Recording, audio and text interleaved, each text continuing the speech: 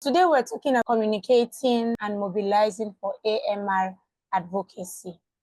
And so I would like us to just quickly talk about the session objectives. What do we want to achieve today? We want to understand how communication drives our advocacy. We want to learn to engage communities around AMR issues. We want to explore creative strategies for raising awareness and changing behavior. So that sounds like what we'll be doing in the next 40 minutes. I hope it will be worth your time. So let's have a quick conversation for a bit. When you read what is on the screen, which one resonates with you the most? Which of these, public health messages do you remember best? You can unmute your mic or you can drop on the chat box. First one is stay home, stay safe. I know we all, I don't think anybody was born later than 2020. The other one is use treated mosquito nets. Another one is avoid bush meat. Another one is get the jab, save lives. Another one, there are lots of them. There's even prevention is better than cure. I'm sure if a lot of us have an idea of one of these messages, but which one resonates with you the most and why? Okay, I'm seeing conversations in the chat box. Stay home, stay safe. That's Victor. Do you? Yes, Ebola. Okay, I didn't put any Ebola message. So maybe which message told you that it was Ebola? Stay home, stay safe talked about COVID. Yes, COVID, malaria. Malaria was mosquito treated. Yes. Okay, so stay home, stay safe was what? COVID. Avoid bushmeat was Ebola. Okay, stay home, stay safe. Corona. Yes. So thank you. That was one of the most recent kind of conversations we had. And why do you think that stuck with you? Why do you think it stood out for you? You've been hearing a lot of messages, but the one you heard that stood out for you, why do you think it did? Oh, it's an interactive class, so I'm expecting to hear feedback. Samuel, Henry, Habibullah, that's Shitu. Yep. Victor, Munir, Stock. I'm waiting for your feedback. Should I just unmute everybody? Or I should go mute so that we can all stay mute in the class? Okay. Shitu already dropped a message in the chat. The messages were everywhere: schools, banks, social media, hospital. Okay, it resonated with you because of the widespread. Okay, anybody else? Anybody else? Okay, so thank you very much. One of the major factor actually is the spread. Is the fact that it is wide. Everybody, everybody was seeing it everywhere. There was no hiding place. Even if you sit down in your house, the message will meet you inside your TV. You go to the bank, it will meet you outside. You enter public transport, the taxi driver or the bus driver will be playing it for you. It became a regular slang. You just go to social media, you will see it there. And so that was one of the things that made the messages resonate. Another reason is that we could easily, relate with it. We were not asking things that were impossible. It was not highfalutin information. It was, practical information that we could easily, relate with or resonate with. Okay. So why communication works? A lot of times we have facts, data, but people forget it. They remember stories because stories relate with human beings. Stories speak to people, so people remember stories. There's also fear and misinformation spread, because it spreads faster than the truth. That particular spread for COVID, for Ebola, it was the reason you remembered it. It wasn't only because it was widely spread. It was because it had an implication for you. So you knew that, okay, if I don't wash my hand or if I don't wear face mask, I've seen one or two persons, I've heard in the news of people dying of corona, of COVID, and if I do not take this action, if I do not adopt this behavior, I have something to pay for it. My life is at risk. So there's some degree of fear, that it brought to people and that made people do it. But that fear also drives misinformation. So because we want to, escalate the issue, it is on the other side of a widespread of information. When correct data spreads, we call it public enlightenment, awareness, creation, sensitization. But when fear and wrong data spread, it is misinformation, and that is detrimental to public health. And these things spread faster than the truth. In fact, because they don't need verification, one town crier, okay, let's talk about the salt bath. Salt bath was Ebola. How many people remember the salt bath?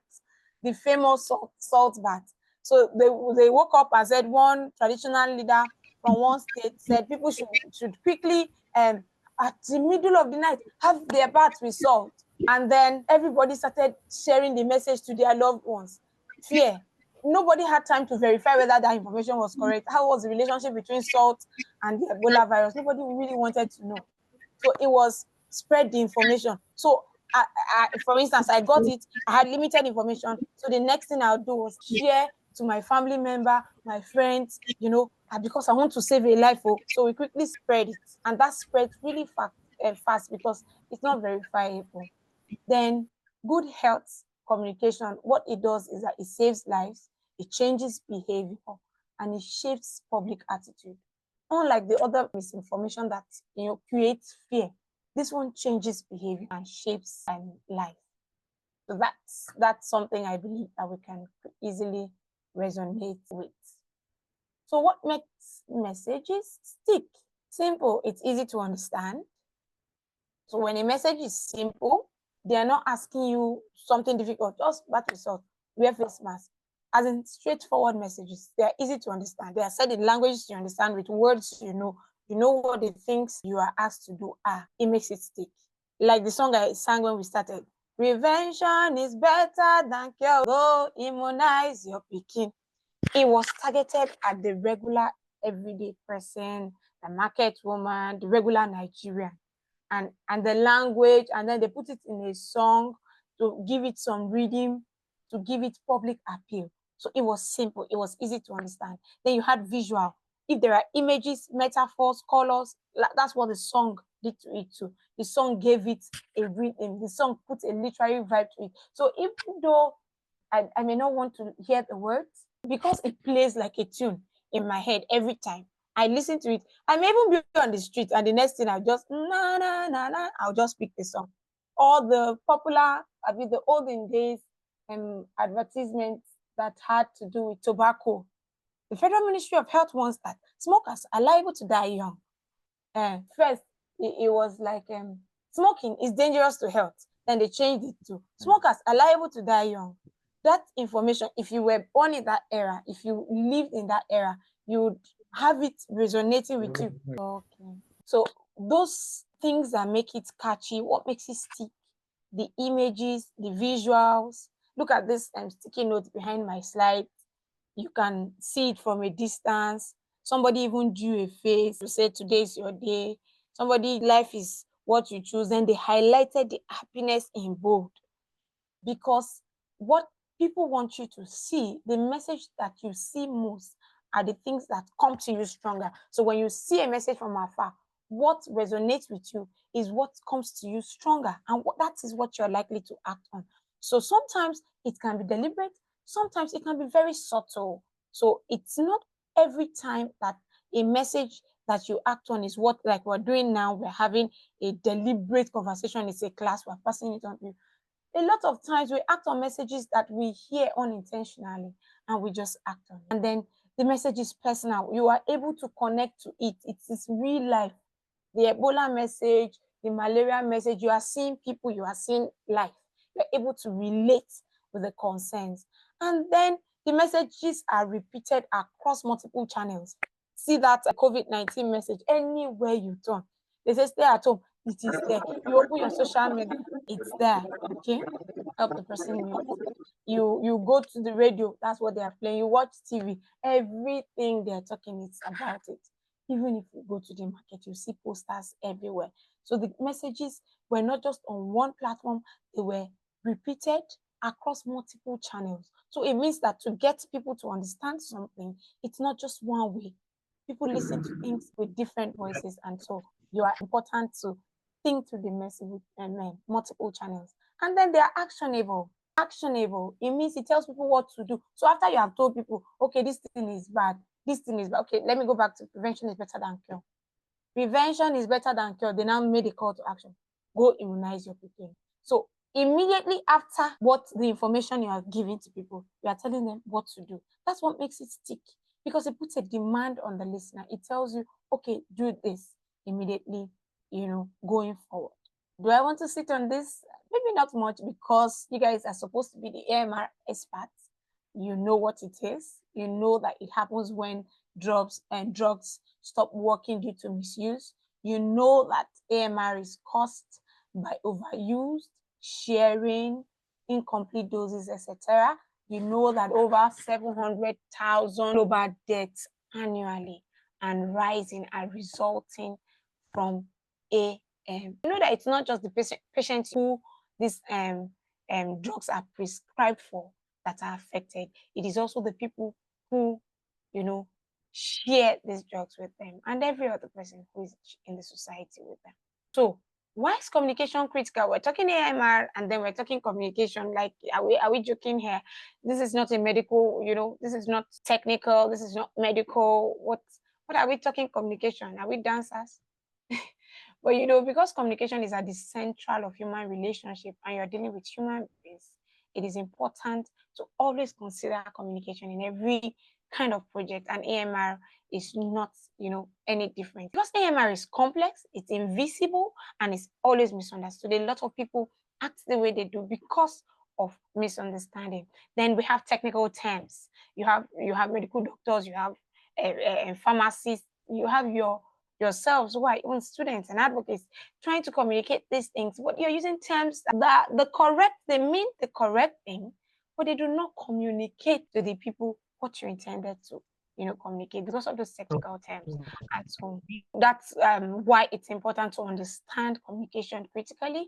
It's also important to know because people need clear, relatable, reasons to care.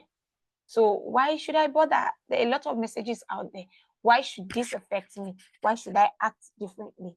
Because people need to be able to relate with it. And if you cannot communicate that relationship, people are not likely to change their behavior. And behavior change starts with effective messaging. So when you do not have a message that is effective, and by effective message, I mean that a message that elicits the desired feedback. So an effective message is one that gets the desired feedback. That is an effective message. And you cannot have behavior change except you have an effective message. So what do you do? What are the 5 steps? I had to compress it to 5 so that when we are constructing or creating our messages, we can, just put them in perspective. One of the first things is know your audience. Who are you talking to? The messages you create for healthcare workers is not the kind of message you create for the market woman on the street. It's not the same kind of message you create to traditional leaders, religious leaders. It's not the same kind of message you curate for school children. So know your audience. Who are you talking to? What is the demographic? What are their social biases? What are the things they listen to? That helps you curate your messages better and know the kind of channels you would use. So it is very important we know who we are talking to when we're talking about AMR message. I'll just have a quick bias towards community mobilization because we have community mobilization as part of the conversation. And so it's important we keep that in view. The next thing is use clear, simple language. There's no point talking to me about something if I don't understand the language you're using to communicate. So yes, I'm talking to you now. We're having a session and I'm talking to you in English. And then we have some people from China and there are no headphones, no translation. It's not going to be effective. Or I'm having a conversation with you here in English and we have some people who cannot speak English, Yoruba, Hausa, Igbo, or any tribe at all. First, that language is not going to be effective. Then there's also a generational language, which is also very important to know. And that comes right after knowing your audience. So if you know your audience, you will know what is clear language and what is simple language to them. So for you, this conversation I'm having may be simple language, but to the woman in the village, this whole thing, I'm using the word conversation, I'm using the word curate, they are not simple things. They are not simple language. So you have to find what is simple to the audience that you know. What is simple language? What is clarity? And clarity is relative. Clarity, what is clear to another person is different from what is clear to me. And that a lot of times can be because of my exposure, of my level of knowledge, or any context. Because sometimes there are other things that affect our messages. They are called noises. They are like biases, our context, our positioning, or our preconceived notions, the information we have in our mind before then. So those kind of things can affect how we receive message or the clarity of your message. So it's important we put that in perspective when we are packaging our messages for an audience in a particular language. And the next thing we want to look at is the channel. Choose the right channel. What is the channel? The channel involves I don't want to use the word channel again, but the vehicle with which you convey a message. So when language is what you put the message in, the container of the message is the language. The channel is the vehicle. So you have cooked something and you have packaged it in takeaway plate, Abby. So that takeaway plate is the language. And that's why a lot of times it speaks to class. If you have somebody more honorable, use a finer container, wives or besties, you use maybe foil or a fine, beautiful flask to present the meal. It's the same meal. Then when you are presenting it to another person that you think is, it's not okay, bring that cellophane. You put it inside. That whole packaging, that container is the language. Then the channel, that's the vehicle. So how do you carry it in this cellophane, in this plate, in this foil, or in this beautiful fancy flask? How do you move it from where you have packaged it to where it is supposed to be consumed? So that's the channel, and it's important to choose it right. I would say, for example, I'll use the general illustration, then I'll come back to a communication example. We have something to package and we're sending to somebody. If I live in Abuja, Nigeria, and I want to send it to Nasarawa State. Nasarawa State is one of the Nasarawa and Niger states are the closest states to Abuja right now, and I want to package it. I will not use flights. I will not use an aeroplane as the channel. I would use road. I would also not give an Oyibo man to carry that message to the village. I will look for somebody who can speak that language of the person listening to it. All that whole packaging, that whole vehicle is the channel. And it is important to know and choose the right channels. Some channels can be right for some people and some may not be right. And then in this context, channels can also involve tools. So your tools, your media, and your messenger, those are all your channels. Your tools, that is it a policy brief? Is it a fact sheet?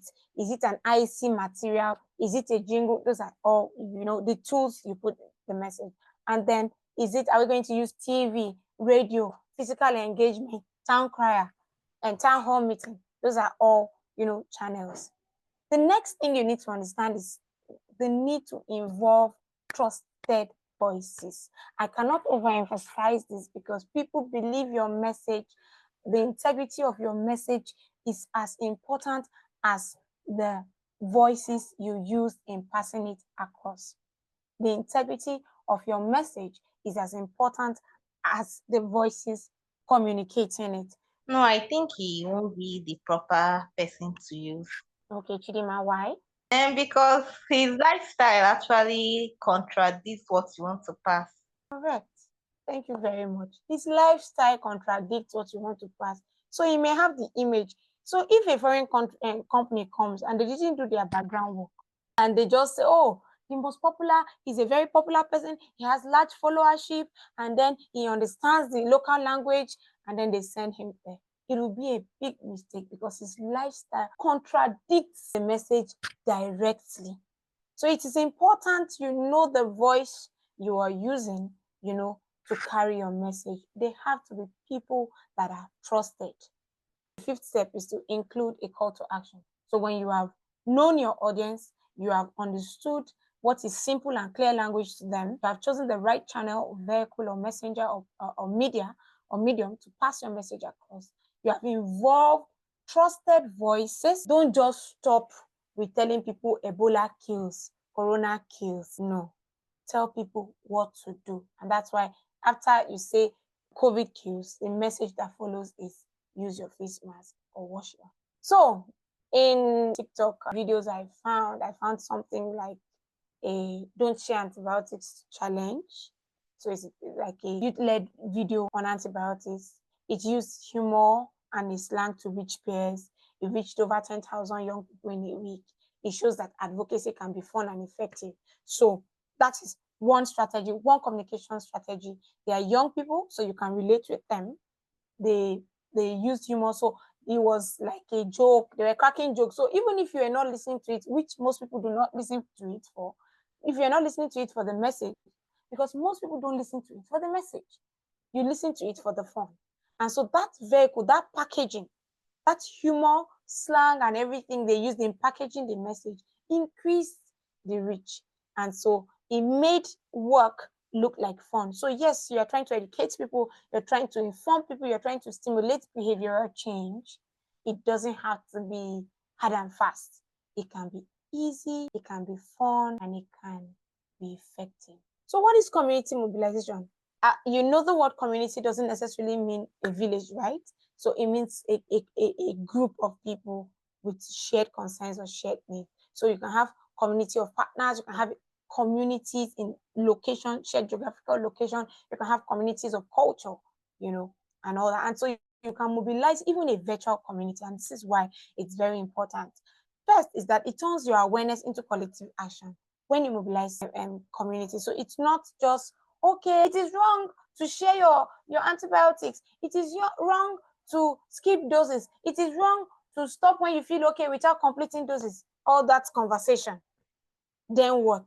How do you have a number of people having that same awareness, that same narrative, and deciding to act on it? That is what community mobilization is.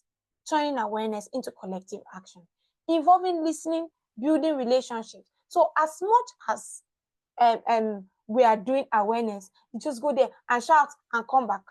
It is different. Community mobilization involves building relationships. So when we finish having that conversation, telling people what works, what doesn't work, or what should be, the next thing is listening to them. There must be a reason. People are not perfect. There must be a reason we're acting the way we are acting. So we want to understand why. So give people an ear, listen to them. That's what it is to build community, and then build relationships. So it's not only when you have that awareness creation, AMR awareness creation week, that you go to the community. So you just go there, create awareness, and then leave them alone. No, they need to see you as part of their lives. So a lot of times when messages come to people for community mobilization purposes, they don't just come purely message. That's why people who go for health message go with other things as well. They provide handouts. They give out things apart from just talking to people or training them. Yes, it's health promotion, but you want the people to relate with you as human beings. And that relationship is more likely to make people take the action than not. I'll go back to the myth, the salt bath myth of Ebola. Somebody said it was the that sent the message. A lot of people decided to have that salt bath simply because of the source, the person they thought sent the message. Some people saw it online, especially students on campus, saw it online and then didn't bother answering, responding to it. They saw it from their friends. Then when their fathers or their mothers sent it to them and said, wake up, Ogbeni, wake up, go and have your bath, and everything. They had to do it because of their relationship with the persons that sent the message. So it's important to realize that relationship play a key role in getting your message, heard and acted upon. Then community mobilization makes communities partners, not targets. So you don't just go there, dump health promotion information on them and leave. No, we go there and make them, okay, so what do we do? Okay, what is the challenge? What do we do to make it better? How can we help? How can we make this easy? What is workable? So now they are not just going to be sitting down and listening to your information and doing as they please. They take responsibility and then you can hold them accountable. So when communities are partners with you, they can track their own progress, they can hold themselves accountable, they can hold other people accountable for, their collective action. Then it also helps ensure sustainability of change. So we have said this and one or two persons have said they will change or an entire community has changed. Tomorrow you are not there. And then somebody is thinking, I'm already feeling better. not taking these antibiotics again. No.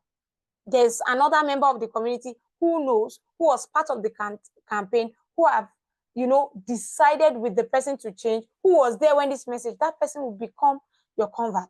So the person does the preaching, the person has to do that conversation and convince the person, or to help people stick to the commitments they've made. It is easier to stick to your commitment when you are not working alone. And that's what community mobilization does. It makes action and responses easier, because you are not working alone. And it's not just that you're working with strangers, you're working with trusted allies. Is it possible to mobilize without money? Yes. So when we talk community mobilization, we talk behavioral change communication, you think, okay, if only I had some money, I'm going to just, print it, 1 million flyers, okay? We're going to just sponsor a lot of visibility online, okay? That looks good. We are going to, go pay for media and coverage and have television talk shows, okay? But what about the things you can do without money? One of those things is peer-led talks in hostels, churches, or mosques. Everybody is an influencer, and that is what, as a communications person, I say every time I have an information. That WhatsApp status you put there, how many people on your contact? If you activate your read receipts on, that means you can see the people who view your status. You will realize that in a day you've influenced not less than 50 people, even if it is even just 10 people for a start. 10 people influencing 10 other people gives you 100 people. So that's 10 by 10.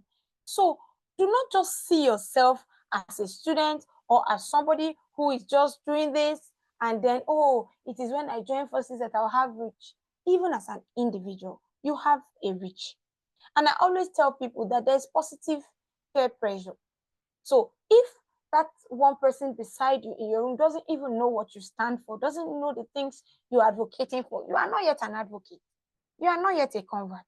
You should be at it so seriously that when they think about it, in fact, you have a conversation. Some of you, maybe your mothers, your parents, they want to take a drug, a drug that they bought from the chemist, nobody prescribed. Or this person, give me that your ampicillin. I have one boy, then they'll pass it. And they want to take it, they'll say, Joseph, find you. Joseph is coming, they will hide it.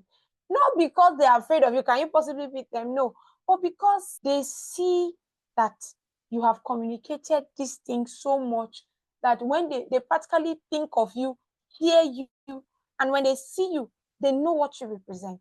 It is always important to be true to a cause you are advocating for as an individual. You don't sell a market you cannot buy. And in communication, it doesn't work. Maybe in business, maybe in marketing, it may work. But in communication, you cannot sell a market that you have not bought. So you need to be the first advocate. You need to be the first convinced person. And then you can have peer-led talks, maybe in your hostels, on campuses, in your neighborhood, when you're on holidays. And then you can have campus skits, spoken word events. You can have rap. You can create beautiful scenarios and link the story and build your messages. Okay, I'm not talking about AMR, but yesterday was Workers' Day, and I was talking about healthy food, and I was thinking, how do I link healthy food to Workers' Day? No, I was advocating for a front of, and it occurred to me that, okay, workers that get so busy buy quick fixes. So they just eat whatever is available because they don't have time to cook. So I built that narrative. And I said, okay, if you don't have time to cook, and because you need to make money, we understand. So maybe government should have a policy that makes it easy for us to make healthy food choices. That narrative is not a narrative that will come to you easily just looking at Happy Workers Day. You will just say, oh, it's labor, the people that work for us, But you're able to weave your own concern, your own interest into whatever conversations are on the table. And you can weave that into the use of drugs as well. People just wake up and take painkillers. They work hard. They work hard and they do not have time to properly rest or treat themselves. And so the next every now and then they are popping pills because the pills gives them temporary relief. And so instead of going for a comprehensive treatment, people just pop pills to stay afloat so that they can keep grinding and keep earning. And that is something we can build. So that's just an example for Workers' Day, and you can build it on any other event. Just think a little more and think outside of the box. You can have those campus kits, spoken word events. You can have posters. You can have things in your canteens or in your restroom. Just place it there. You never can tell how many lives you can change or how many people can change their behavior, as a result. You can have more meme challenges. Now that's trending right now. It keeps you access to the audience that we have, the Gen Z audience, memes, WhatsApp or Instagram. You can have such, innovation. So for example, these two kits, here, I just brought some audiences and then the kind of messages we can share. And this is just a message toolkit, for example. So we can build a toolkit that helps us reach out to our different category of audiences. One of the audience I created here is the market women. So what do you want to tell them? What resonates with them? And what I created here was, when drugs stop working, your child suffer. So if you do not ensure that they complete their doses, their prescribed doses, and you stop, the next time they come down with that ailment and they need that and the drug doesn't work, the child suffers a little longer than he would have, because you have to go back and figure out what would work. So the maternal instinct and the motherly care in that woman responds to you and make her, alter her behavior in alignment with your message. But it's not what you told her there was not only just, it's not good to stop your medication halfway. It's not good to share one prescription for more than one child. That's not what you're telling her. You're making her see why this information is in her best interest. And so the maternal instinct and the motherly instinct is able to relate with it, and then her behavior can be altered. So let's talk about students. Antibiotics aren't painkillers. Use them right. Should we start with our very popular one? How many ladies do we have in the house? I want metronidazole, flagyl. As we sit down and pop it in every time we feel pain, it is very common on campus. And so among young people and among students. And it's funny that another person is having a pain and you just tell the person, have you taken this thing? No, take it now. Oh, I always carry my own around though. I always carry it around. As well, we have self-prescribed it and we are, popping it in at every time we feel pain. And a lot of people honestly do not even know that these things are different from painkillers. And that narrative is what we need to pass across. And then for religious groups, that with religion, it's very dicey. We're very interested in the miraculous, the healing. Allah, God is going to heal me if He wills. And then, there's a miracle here and all that. It doesn't always work that way. It is our responsibility to protect it. So a message to religious group would be, protect the gift of healing by using medicine wisely. So we realize that medicine is a gift from God Almighty, and then this is one of the ways, the wisdom He gave men, so that we can be healed from our sicknesses and diseases. And so the right way to use it is, to follow prescription. These are just sample messages that resonates. So just tell me how far so far, the things that are stuck on the top of your head. What do you think? Okay, thank you so much for the insightful presentation, ma. So, what has really stood out for me from everything you've been saying is the importance of clear communication and the strategies that can be used for us to communicate our message, because the communicating message is very in a clear manner is very important, so that the people we are trying to pass the message to can understand what we are saying. And also I have gotten to know that it's clear communication can encourage healthy behaviors, can prevent the widespread of illness and diseases, and also using the right channel to pass your messages is very important. Using clear Thank you. language. That would be from your end. You are giving me all the feedback. I wanted every other person to say one thing that stood out for them. Oh, That's okay. that's quite. Thank you. Thank you very much. All right. Yeah. Okay, Okay, so can I have other? there is a message in the chat for. Yes. So it's important to know the audience because knowing the audience determines the perception of the message. Very important. Yes, thank you. Okay, any other person? Samuel, you want to go? Hello. Okay. Hello, Abibu. Hello, Samuel. Who's speaking? Good evening, ma'am. Thank you very much for the wonderful presentation. So I really enjoyed the presentation actually. Okay, One thing that stood out for me is when you made mention of using like trusted voices. So it is really something that is important because her coming out to say, okay, stay home, and 2 weeks ago she organized a party is just something that is just contradicting everything that the organization was standing for. So I think that the using trusted voices is something that really stood out for me. Thank you. Thank you very much. And then some Tochuku said you can mobilize AMR awareness without money because most people think awareness of it costs much. Yes, so that's what stood out for some too. Thank you very much. Thank you for your feedback. Any other feedback so I can proceed?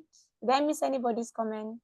Samuel Elegwa, okay. I came in thinking advocacy was complicated, but today it made me realize it starts with something as simple as caring and speaking up. Yes, correct. And now I feel like I actually have something to say and a reason to say it. Beautiful. This is a great session for me. Thank you very much. I'm glad you are able to say that. And then when you gave me a feedback about trusted voices, I needed us to realize that it is one thing to look for trusted voices. It is another thing to be a trusted voice. And so it's one thing to say, oh, I have a message. I need somebody that will help me pass across the message. But it is very important. It's very important to be the messenger yourself. So it means that you yourself, who is preaching the message, should not be the one contradicting the message.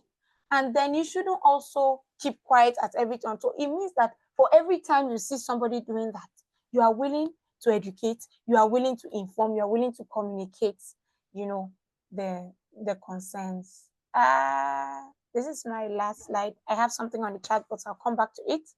So key takeaway is that powerful messages can shift mindsets. And why do you need to shift mindset? Every behavior we have is what has happened in our minds. Everything we do. See, there are times that a particular music would trend. What's that? The current. You guys, you can unmute your mic and just say it. There's a current dance challenge that everybody is singing now. I think in Nigeria and in some parts of Africa. Yes, the moment you see white, it's a Nigerian song, but most of the challenges I've seen, even white people are dancing. The moment she go, and then they will dance. Everybody will rehearse the song. See, people, regardless of the bias, I've seen Arabs dance it, I've seen Chinese dance it, I've seen across Africa and outside Africa, white, black, everybody is dancing it because there's something happening in their mind. And as you keep seeing it, there's a mind shift. You don't know when you are tempted or compelled to comply. And that is a powerful, messaging tool. People take actions because of what happens in their mind. What happens in their mind is because of what has come in from outside. What came in from outside can be deliberate or accidental. It is very important to realize that behavioral change can be subtle. It can be subtle. It can be not deliberate.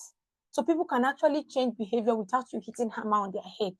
Just subtly replace the negative behavior with a positive one. You don't need a medical training to influence behavior. It's good that you guys have been trained. You are next generation and stewards. It's a beautiful path to be trained in. But if you are going to move this message as fast as you can, you cannot leave it within yourselves who are experts or stewards or students. You have to recruit more advocates, and they do not need medical training. All they need is the capacity to influence behavior. They need to understand the subject matter and influence behavior. Understand that small steps matter. You can start small, use stories, use content, little content, see what is happening on TikTok, see what's happening on social media. Little content and go far. We can watch it for the entertainment, but the message sticks at the back of our mind. And over a period of time, people begin to take steps and actions that resonate with the messages they are listening to. Finally, communication is a critical tool in AMR advocacy, and you cannot, ignore it. I'd like to hear from you. I've already asked what stood out for you. I would like to know what ideas you want to try. I want to know what AMR you like. to challenge. But Thank you so much for the insightful. On behalf of Next Gen Antimicrobial Stewards Initiative, I'd like to say thank you.